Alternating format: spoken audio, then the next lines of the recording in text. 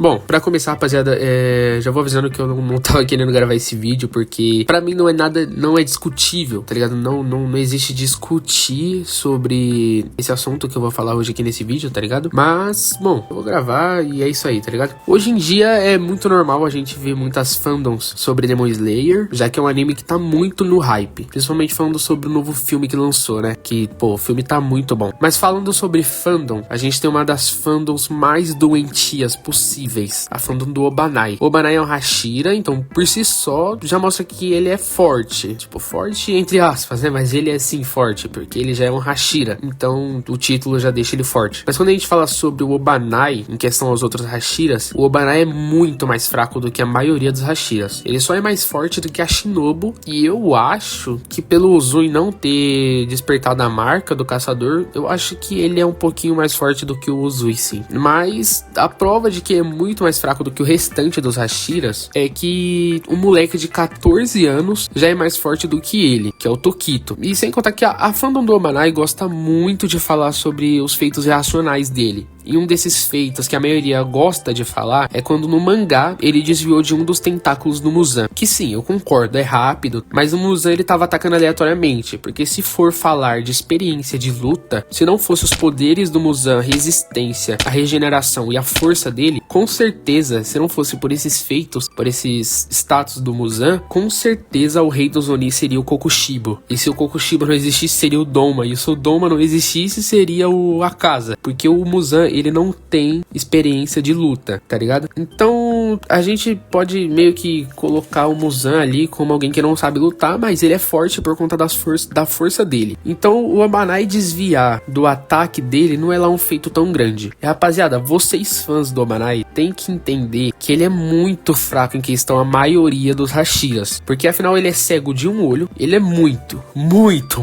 baixo mesmo, e não tem um corpo tão forte quanto o do Sanemi, por exemplo. E como todo mundo sabe, os humanos em Demon Slayer não têm poderes. A única coisa que os humanos têm é a marca do caçador, que não é um poder. Mas eu vou trazer um vídeo sobre isso pra explicar pra vocês sobre a marca do caçador, beleza?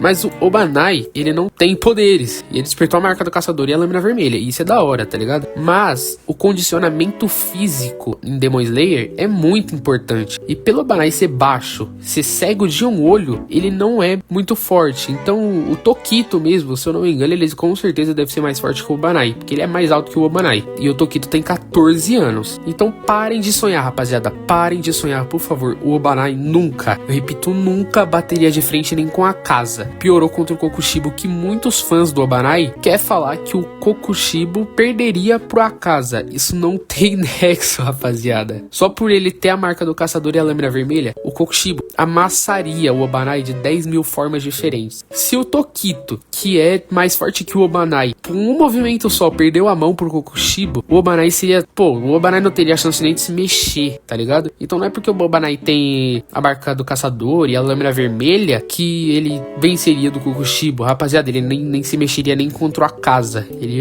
seria morto facilmente contra a casa. E a prova disso é que a Mitsuri teve mais facilidade de chegar na Nakimi do que o próprio Obanai. Então parem de sonhar, rapaziada. O Obanai não é tão forte quanto vocês pensam que é, tá ligado?